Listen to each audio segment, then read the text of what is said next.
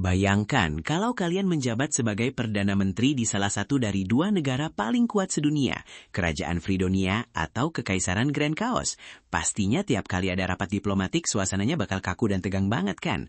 Tapi gimana jadinya kalau dua negosiator terhebat dari masing-masing negara ini, Hakuya dan Jane, ternyata diam-diam suka ngadain rapat rahasia yang ujung-ujungnya malah dipakai buat saling curhat, ngegosipin atasan mereka, dan saling ngegombal. Halo warga Zero, balik lagi bareng admin di Zero Anime. Hari ini kita akan kembali membedah kelanjutan cerita dari light novel Genjitsu Shugiyu Shano o Kokosai Kenki alias Realist Hero yang sekarang sudah memasuki volume 5 chapter 2. Nah, buat kalian yang mungkin ketinggalan atau belum nonton part sebelumnya, admin saranin banget buat meluncur dan tonton video part sebelumnya dulu ya, biar kalian makin paham sama alur ceritanya dan gak kebingungan sama intrik politik yang lagi dibangun sama Raja Souma. Tapi sebelum kita ngetes santai bareng Hakuya dan Jane, pastikan kalian udah klik tombol subscribe dan nyalain lonceng notifikasinya ya, biar warga Zero nggak pernah ketinggalan update cerita seru dari channel kesayangan kita ini. Buat kalian yang mau dukung admin biar makin rajin bikin video panjang, link donasinya udah admin siapin di deskripsi. Udah?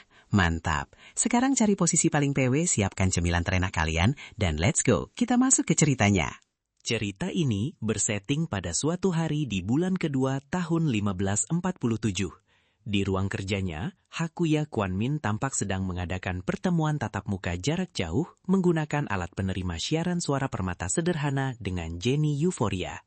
Sebagai tangan kanan dari para pemimpin mereka, Hakuya dan Jenny memang sering bertugas menangani masalah-masalah yang dianggap belum perlu dibahas langsung oleh Raja Souma dan Permaisuri Maria. Pertemuan hari itu dibuka dengan nada serius, di mana Jenny meminta maaf karena kekaisaran terlambat menunjuk duta besar untuk Fridonia. Alasannya cukup bikin miris, susah banget mencari orang di kekaisaran yang bisa membuang gengsi dan melihat kerajaan Fridonia sebagai mitra beraliansi yang benar-benar setara. Hakuya menanggapi hal ini dengan tenang, menyadari kalau para pengikut kekaisaran mungkin memang sudah termakan prasangka akibat tinggal di negara yang wilayah dan kekuatannya membengkak terlalu besar. Tapi Jenny buru-buru membantah pandangan itu.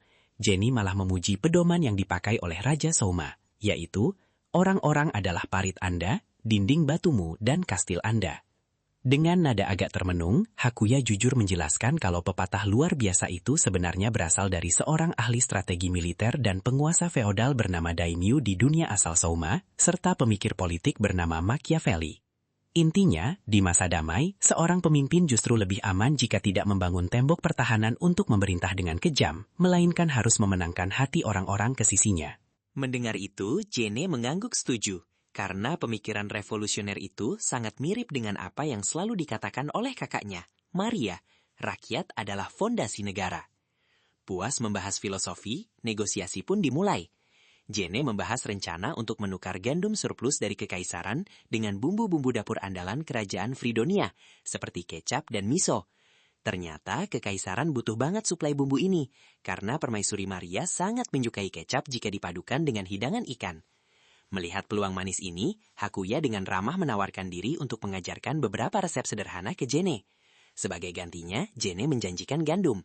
Tapi Jene juga menawar agar pedagang kekaisaran nantinya diajari cara memproduksi bumbu-bumbu tersebut. Karena produksi bumbu ini hak monopolinya masih dipegang oleh bangsa serigala mistik, Hakuya meminta kompensasi barter yang lebih menguntungkan, yaitu metode pencampuran kompos khusus milik kekaisaran yang terbukti meningkatkan panen. Deal, negosiasi berjalan sangat mulus.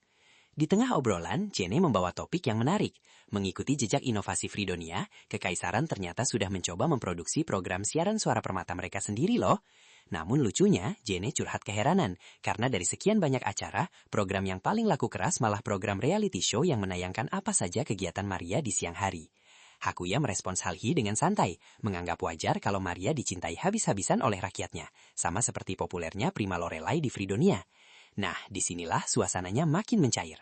Jene dengan santai mengakui kalau kakaknya itu memang punya wajah yang cantik, terlepas dari kehidupan pribadinya yang berantakan.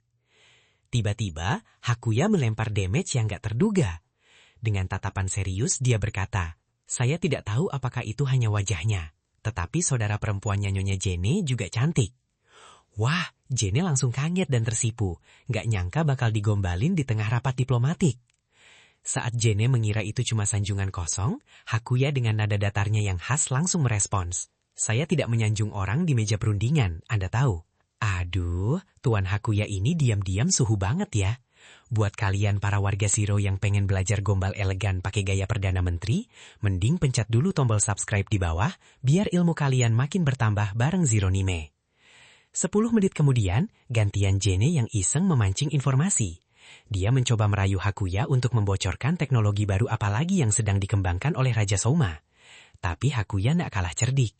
Dia memberikan serangan balik. Bilang bersedia mempertimbangkannya asal kekaisaran mau membocorkan cara melatih skuadron Griffon andalan mereka, plus minta dikirimkan beberapa pasang Griffon untuk diternak. Mendengar syarat ngawur itu, Jene tertawa lebar dan menolak, yang langsung dibalas senyum santai oleh Hakuya. Luar biasanya, negosiasi dua otak jenius ini beres memecahkan sebagian besar masalah hanya dalam waktu 30 menit. Karena rapat ini aslinya dijadwalkan selama 1 jam, waktu yang tersisa nggak dibiarkan terbuang sia-sia. Sudah menjadi rutinitas bagi mereka berdua untuk menikmati teh bersama, bersantai, dan saling mengeluhkan tingkah laku tuan mereka masing-masing. Saat menyeruput tehnya, Jene berandai-andai, seandainya dia sendiri yang diutus jadi duta besar, pasti mereka nggak perlu ngobrol lewat layar dan bisa minum anggur bareng. Hakuya jujur menolak halus ide minum alkohol, karena dia gampang mabuk dan bakal tumbang seperti lampu dimatikan hanya dalam 2 gelas. Jena malah makin menggoda dan menawarkan diri buat merawat Hakuya kalau dia mabuk. Tapi Hakuya merasa gengsi sebagai laki-laki kalau harus direpotkan seperti itu. Di tengah tawa mereka, senyum Jena berangsur-angsur menyusut dan suasananya menjadi sendu. Jene curhat kalau dia nggak mungkin bisa meninggalkan kekaisaran, karena kalau dia pergi, kakaknya akan benar-benar sendirian. Hakuya yang bingung bertanya, bukankah kakak yang jumlahnya lebih banyak dari bintang di langit? Dengan tatapan sedih, Jena menjelaskan kalau ada perbedaan besar antara sekadar pengikut dan keluarga. Maria memiliki banyak pengikut yang bersumpah setia, namun tak satu pun dari mereka yang bisa memberikan kenyamanan batin kepada permaisuri yang kelelahan. Jena berpikir keras untuk mencarikan suami bagi kakaknya, tapi bayangan singgasana terlalu besar, sehingga pria-pria yang berani mendekati Maria hanyalah orang-orang berambisi yang mengincar kekuasaan. Hakuya terdiam meresapi cerita itu, kesendirian seorang permaisuri. Pikirannya langsung tertuju pada tuannya sendiri, Souma. Kalau sedang tidak mengurus politik, Souma justru menghabiskan waktunya dikelilingi oleh 4 tunangannya dan sang adik perempuan. Benar-benar tidak memedulikan penampilannya yang seharusnya bermartabat sebagai raja. Dulu Hakuya sering mengomel dan meminta Souma untuk lebih menjaga sikap di depan para pengikutnya. Tapi kini dia menyadari sesuatu yang mendalam. Waktu santai dan keramaian absurd itu sangat penting bagi Souma untuk menjaga jiwanya agar tidak terjatuh ke dalam jurang kesunyian, seperti yang dialami Maria. Sambil tersenyum kecil menatap layar, Hakuya merespons curhatan Jane dengan kalimat lembut. Secara mengejutkan, mungkin butuh satu perasaan untuk mengisi kesendirian itu. Wah, momen ngetes santai antara Perdana Menteri dan Komandan Pasukan ini benar-benar membuka mata kita ya warga Zero. Di balik kecerdasan diplomasi dan kekuatan militer yang mereka bahas, ternyata ada sosok permaisuri Maria yang memikul beban kesepian luar biasa di puncak tahtanya. Akankah Maria nantinya menemukan seorang pria tulus yang bisa mengisi kekosongan hatinya tanpa memperdulikan statusnya sebagai permaisuri? Atau malah dia yang diam-diam menaruh hati pada Souma, sang raja pahlawan? Dan yang lebih penting lagi, apakah chemistry manis antara Hakuya dan Jane ini bakal berlanjut ke pelaminan? Kalau kalian penasaran banget sama intrik dan benih-benih romansa di Realis Hero ke depannya, pastikan kalian udah tekan tombol like, share, dan subscribe channel Zeronime. Jangan lupa juga mampir ke link donasi di deskripsi kalau kalian merasa terhibur dengan gaya penceritaan admin hari ini. Dukungan kalian selalu jadi energi terbesar buat channel ini. Sampai jumpa di video recap berikutnya. Admin undur pamit, bye-bye warga Zero.